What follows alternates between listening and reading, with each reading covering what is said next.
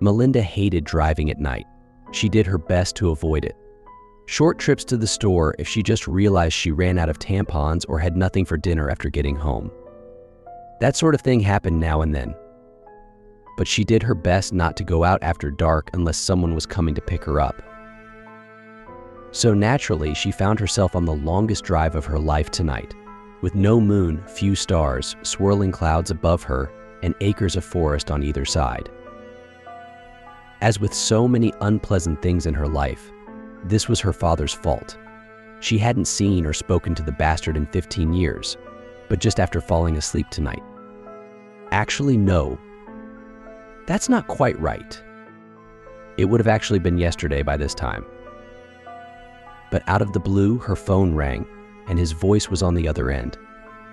"Melly, I need you. Please come." He'd said just that, and then the line went dead.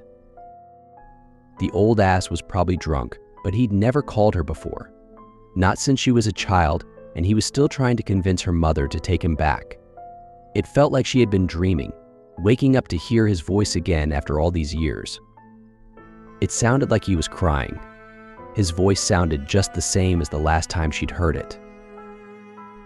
As though in a dream, she had risen, gotten dressed, and hopped in the car. She was well out of town and halfway to his old place before realizing that she had no way of knowing if he even still lived there.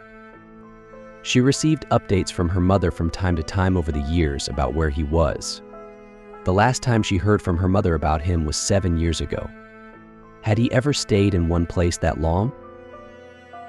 Unfortunately, she couldn't recall. She had been 7 when her mother finally had enough and showed him the door. Prior to that, a move had come every few months. The house they had been living in was their longest stay in one place. A full 16 months. It turned into 2 years after that, and then the next house, the one she left when she moved out on her own. In all that time, she heard from him sporadically at best, and had finally decided it was best to simply forget about him. That is, until tonight. She had found out after a 2-hour drive that she had been right to wonder if he was still in the same place. His last known address was a sketchy apartment in a low-income area of the town she had grown up in. Had he been number 24 or number 42? Maybe he was 14. It definitely had a 4. It didn't matter. His name wasn't on any of the buzzers.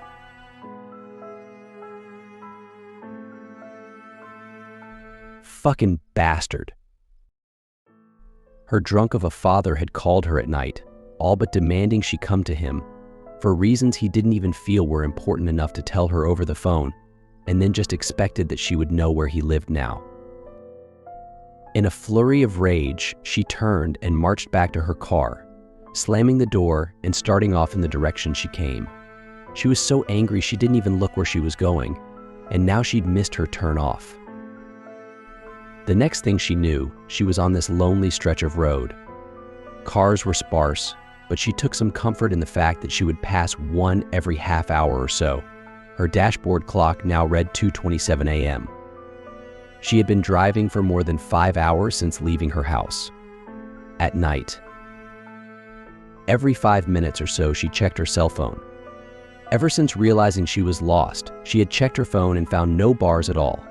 She even stopped at a very closed, of course, gas station just to see if there would be some service around. There was nothing. Take stock of your life, Melly, she thought.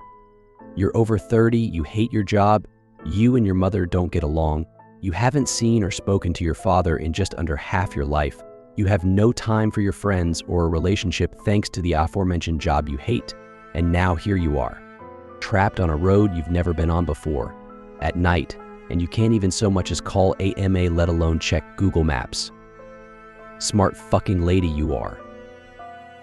She briefly considered stopping and flagging down the next car that passed. She quickly realized the futility of that plan. Any car on this road would also have no service, so there was nothing for it. She'd have to drive until she saw a house. She'd feel bad for waking someone up, but there was no choice. She needed to find her way back to the main highway. But so far, all that she could see on either side was trees. Mile after mile of trees. No lights shining through the boughs. No sign that anyone had ever been here before, except that there was a road, and people were obviously still driving on it. There weren't even any road signs other than the mile markers. Had she really found the middle of nowhere? She was just in the middle of this thought when her headlights illuminated something just up the road. A square wooden sign, obviously made by someone other than the government. This wasn't a gas, food, or lodging sign, or a mile marker, or a distance to sign. This looked like the kind of signs advertising a private business was nearby. She slowed down to read it. Granny Royce's Roadhouse. Come stay the night at Granny's. She'll take good care of you. Room, board, low prices. Next exit. Her heart sped up.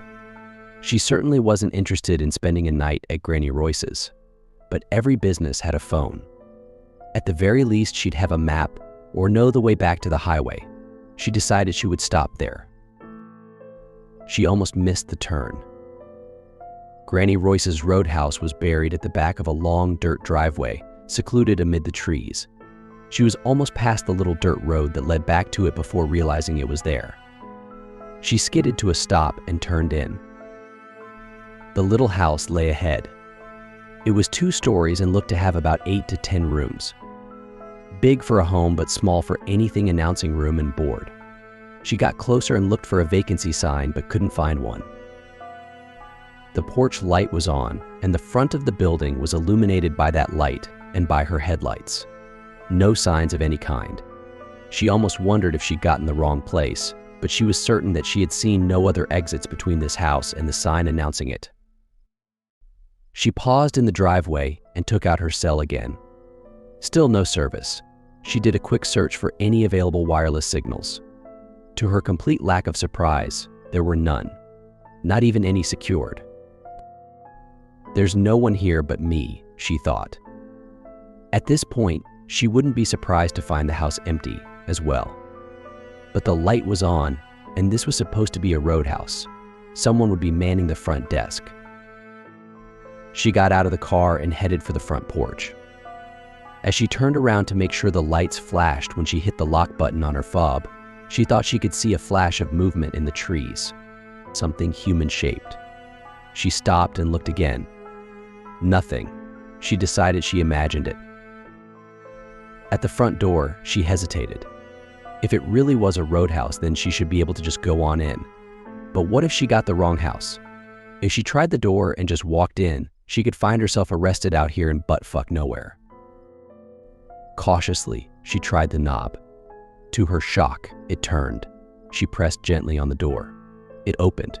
Relief flooded through her when she saw that she was in a small, but tastefully decorated foyer that had obviously been repurposed as an admissions area.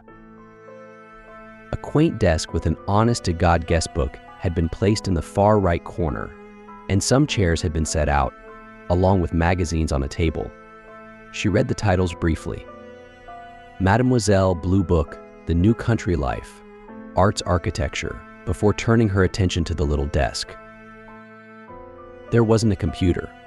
That was a cute touch. It was like the house was from a past era. Perhaps old Granny Royce didn't like modern technology. There was, however, a little bell, just like there would have been in 1929.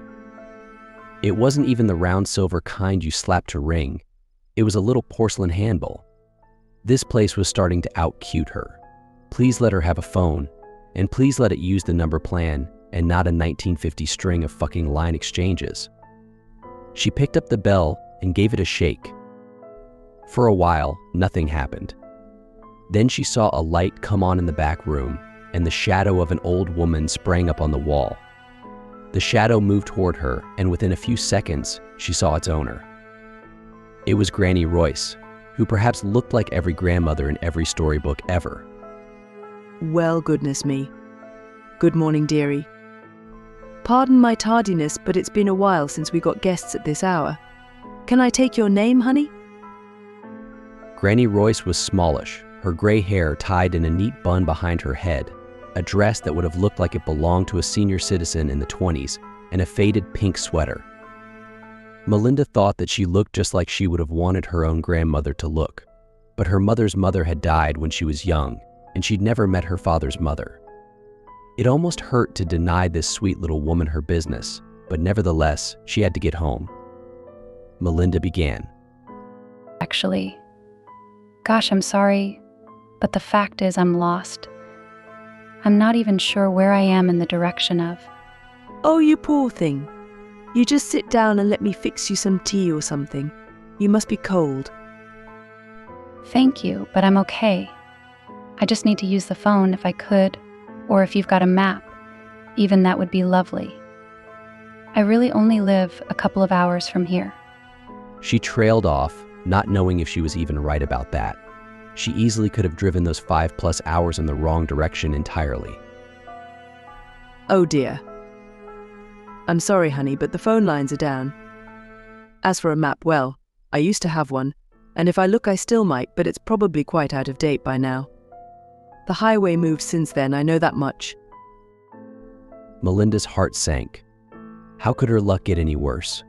No phone, cell, or landline, and no map. What could she do? She had to get back home. She was expected to work at 8 tomorrow. And why were the phone lines down? The weather was cold but clear. Were they fixing a line nearby?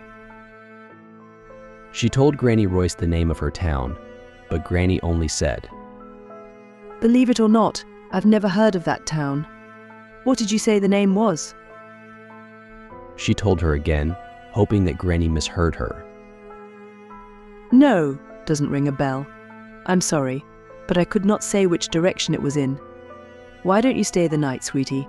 I'll give you a discount for your trouble. Thank you. That's very kind of you.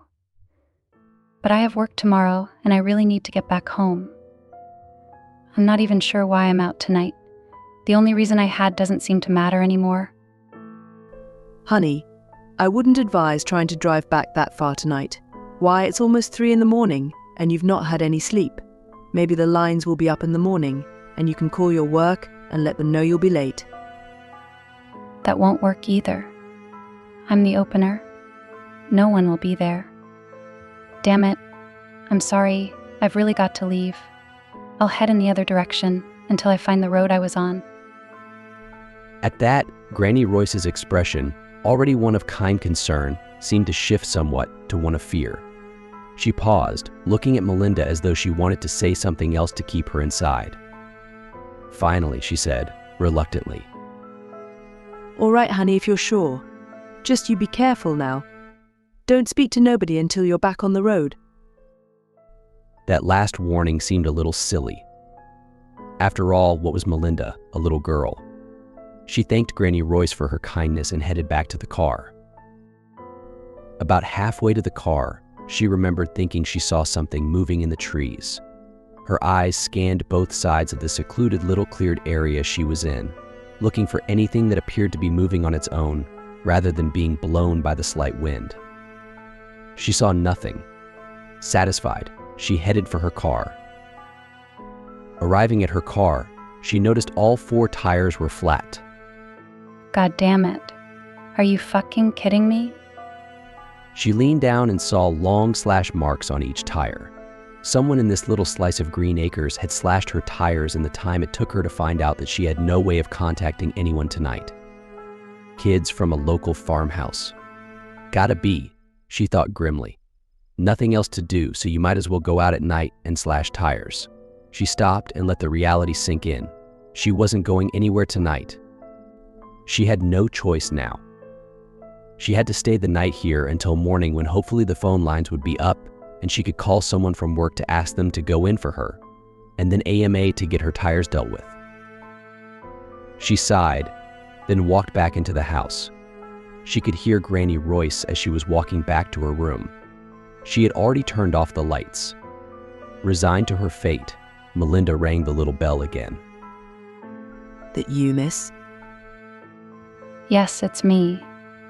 Sorry to be a bother. My name is Melinda Orton. Sorry, I never mentioned it before. I guess I will take a room for the night if the offer's still good. Oh, of course it is, dearie. Melinda. Oh, that's such a pretty name, honey. Well, Let's get you situated. You put your name and arrival time in the book there and I'll get you a key. All the boarding rooms are on the second floor, and there are only a couple left. There are others here? This was surprising. Not a single car had been on the front lawn when she pulled in. Oh yes, Miss Melinda. Granny said while puttering around in the adjacent room. Mr. Norris, young Calvin, there are a few of us here. She came back out with a key in her hand. Just out of curiosity, what made you change your mind? She seemed to brighten as she asked the question, as though relieved that Melinda would stay after all. Oh, it's probably just local kids getting kicks. But I found my tires slashed. Granny stopped suddenly, her face twisted with concern and worry. Then she resumed as though nothing was wrong. Nothing to be done for it, I suppose. She said with an air of sadness. Well, not until morning at any rate. Then hopefully the lines will be up. Oh, yes, hopefully. She led Melinda up the darkened staircase into an empty, quiet hall. Or perhaps not so quiet. From one end of the hall came the muffled sound of someone crying. Whoever it was, they were crying softly, not with anger or petulance or fear, but with deep sadness. It sounded as if crying was something this person was used to, but they were still unable to stop. Who is that? She asked, pointing in the direction the crying was coming from. Oh, pay that no mind, honey. That's just Mr. Norris. He's been like that for a while. Older man, you understand. Not all there. She said as she tapped her temple. I understand. Melinda replied, but wondered privately how an old, out-of-touch man would wind up at a roadhouse. Has he been here long? A while, I'd say. Don't really recall how long exactly. Then how does he pay for room and board? I guess he doesn't drive. Actually, it doesn't look like anyone else here has a car. Granny started at this, looking up with an almost guilty expression. Oh well, that kind of thing is the business of the guests. I don't ask about such things. She turned the key in the lock of the room she had led Melinda to and opened the door. Turning on the light, she showed Melinda the quaint little room. Melinda thought it looked like stepping into the past. She could swear this room would have looked modern in the early 50s, at the earliest. Come to think of it, so could the rest of this place, she thought. No wireless service, no computer, that old bell. And those magazines, they looked new, but that thought was cut off as Granny put the key on the nightstand and started in with instructions. Now, the bathroom is down the hallway there. You'll be sharing with the whole floor, so please bear that in mind if you have to go. There's a shower schedule on the door as well. First come, first serve. You just add your name to the first available line, and that's the order the showers are in. I wouldn't worry about that if I were you, though. I'm sure you'll be first in line. I get up at 6 a.m. sharp every morning and start breakfast, but you come on down whenever you're ready and I'll whip something up for you. Oh, and one last thing, my dear. I would strongly advise you not to leave the house until sunup. You just never know what could happen out there. In the dark. Of course. I'd never go out there in the dark if I didn't have to. She stopped that train of thought right out of the gate. After a few moments, she was alone. Alone, without anything to wear to bed and nothing to shower, brush her teeth, or hair with in the morning. She sat on the bed and looked out the window, which faced the front. Her car still sat where she had left it. The only thing for miles that seemed like part of her world. And an expensive, over large paperweight until I can get a hold of someone, she thought bitterly. Despite the hominess of the room, she felt an unwillingness to rise and shut off the light. Somehow the thought of going to sleep in this backward little room seemed unthinkable. So instead, she continued to sit and stare out the window. A figure in black detached itself from the shadows of the trees and made its way to her car. What the hell is that?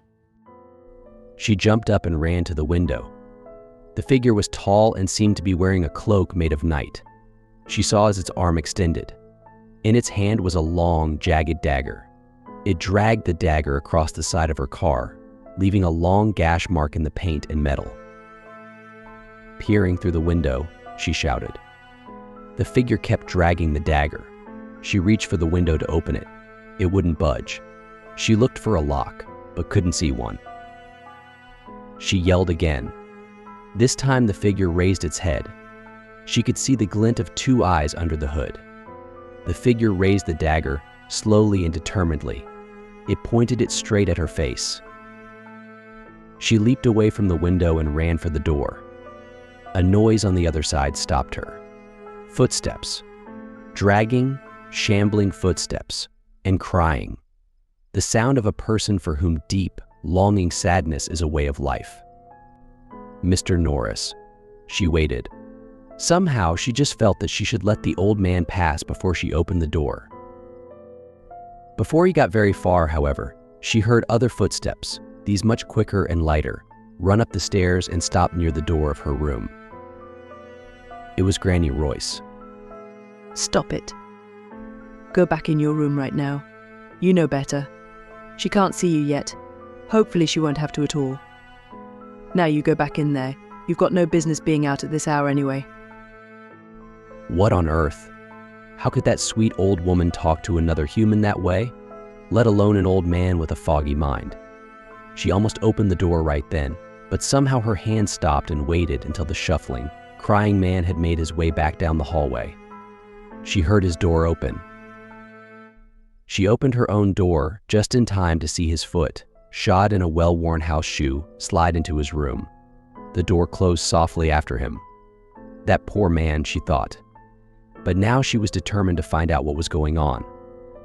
The punk outside in the Halloween costume slashing up her car, followed by Granny yelling at an old man, made her begin to understand that not all was well here. She went back down to the front desk area, which was completely unlit except for the moonlight and porch light coming through the window. There was, however, a light on near the back room that Granny Royce had emerged from before. Melinda paused to take a look outside the front window. The maniac with the dagger was nowhere to be seen for the moment, but she was now determined that it was he that she had seen moving through the trees. He could have killed me, she thought to herself. She strode in the direction of the light, seeing that it was the light to the kitchen. She kept going, expecting to find Granny Royce still puttering about with whatever an old innkeeper did with herself during the early hours of the morning. Instead, she found Granny sitting with a young man of about 20. He had dark hair and a scruff of stubble, and was wearing a dark brown corduroy shirt and khakis, along with a pork pie hat. He looked like he was ready to go sell newspapers on a street corner in the 30s. He was quietly sipping tea while Granny was admonishing him from the other end of the table. Now that was a horrible thing to say.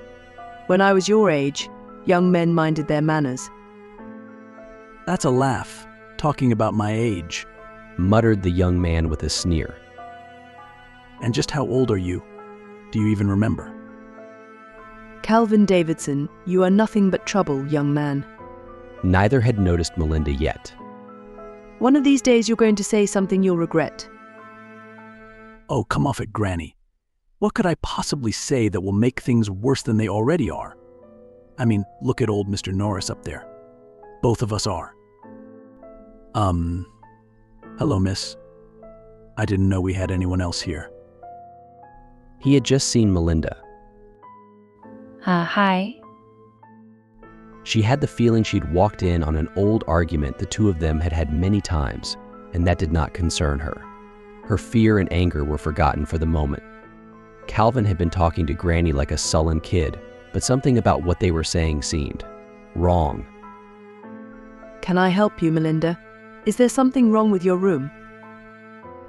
That brought her back to her primary issue. No, the room is fine, but nothing else is. I mean, what on earth do you even have a roadhouse out here where it seems like no one ever stops? Why are most of the rooms full, even though mine is the only car out there? Why did I hear you talking to Mr. Norris like he was a dog? And why would you want to make sure I didn't see him? She got no further before Calvin cut her off. Good Lord. She's not even been here a night and she can see it. Why did you even let her in, Granny? Why don't you just bolt the door? Hell, if I could go take down that sign, don't you think I would have by now? Holy fuck a duck. There's something you don't hear many young men say, thought Melinda. She decided to ignore Calvin for the moment. And besides that, there's someone out there. He's the freak who slashed my tires and he's been out there messing up my car since then. And you can't even call the police. Are you going to tell me you've never had vandals out here before? There was a long pause in the room. Neither Granny nor Calvin seemed willing to break it. Calvin scratched at his neck. For the first time, Melinda noticed a red slash at his throat, half hidden by his collar. It looked like either a very fresh scar or a slightly healed wound. Eventually, Calvin began to speak. Listen, miss, I don't know your name. Melinda. Melinda. That's a nice name. Well, Melinda, I think you should sit down. I have to tell you something that you may find troubling. Melinda did not like how he said that. She also didn't like the way his tone had switched from sullen child to serious adult.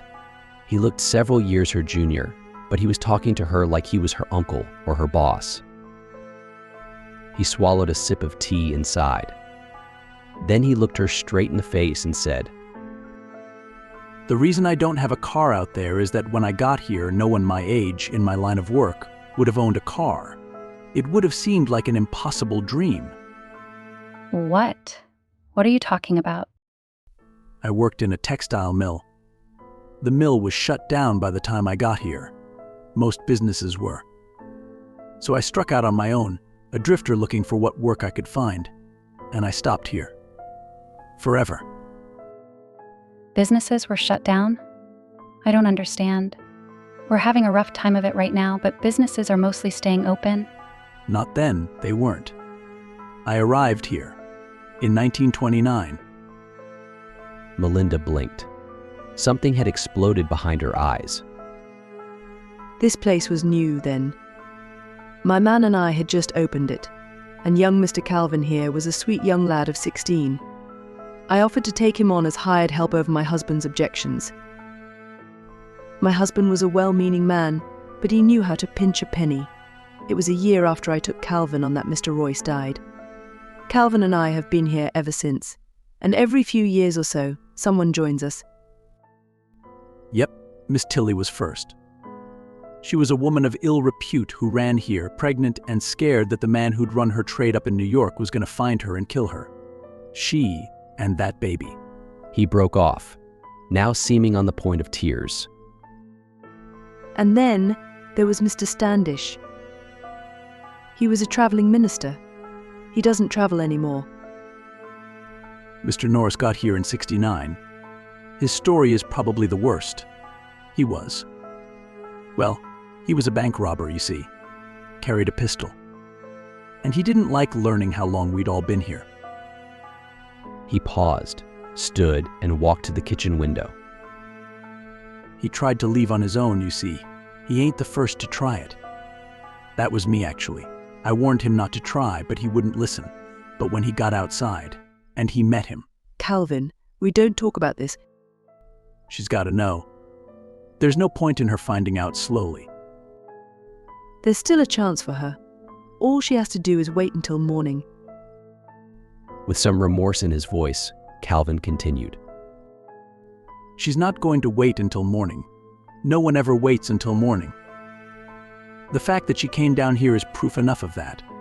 Besides, what good would that have really done her? Her car is useless. We have no phones here.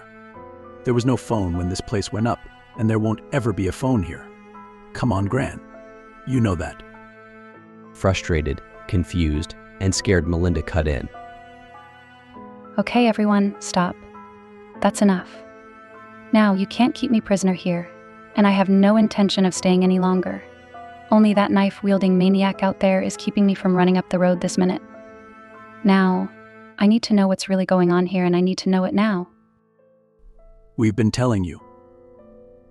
Granny may not want you to know everything, but you need to, because you won't be leaving. Oh, we're not trying to keep you prisoner.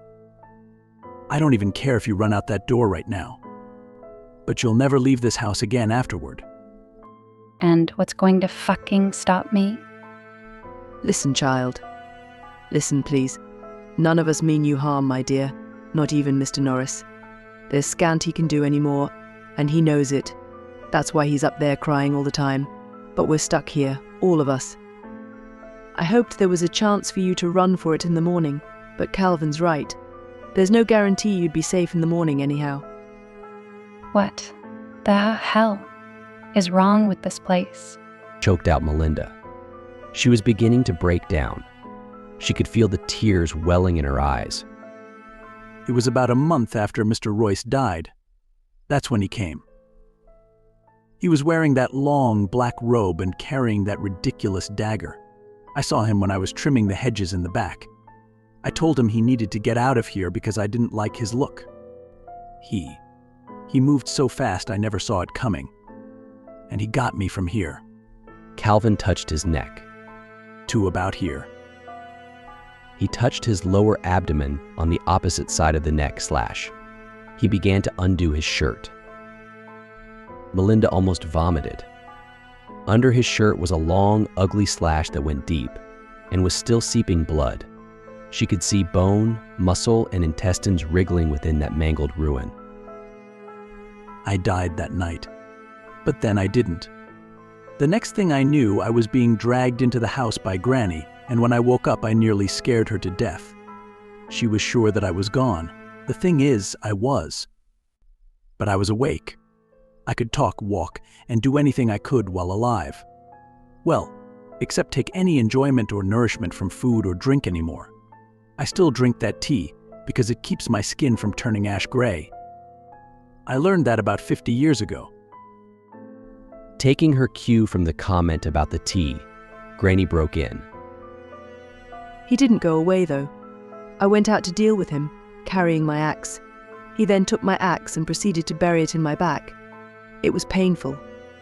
I won't show you the wound, honey. Calvin shouldn't have shown you his either. No one should have to see it. But that's how he works, Melinda. Sure, he's got that knife, but if you try to use a weapon on him, he just moves like he does and takes it from you. You never stand a chance. He'll use whatever weapon you try to take him down with to end you. Mr. Norris learned that the hard way. Melinda, who was on the cusp of breaking down, exclaimed. This is not happening. She was trying so hard to hold it together. She had to get out of here somehow. Nothing about this was right. Nothing about it could be real. It was all a dream. Too much just didn't make sense. Her father calling her out of the blue. Her leaving to go to him without a second thought. Getting lost so quickly and so irreversibly. No cell phone service anywhere on this road. This place, everything about it. She was dreaming that had to be it. But if so, she was going to survive this dream. She turned and ran for the stairs. Her purse was still in her room, but she was going to grab it and go. She'd had enough. Protesting voices began babbling behind her, but she cared not one whit. Mr. Norris was waiting at the top of the stairs. Contrary to Granny Royce's description of him, he was not old at all, no more than about 40.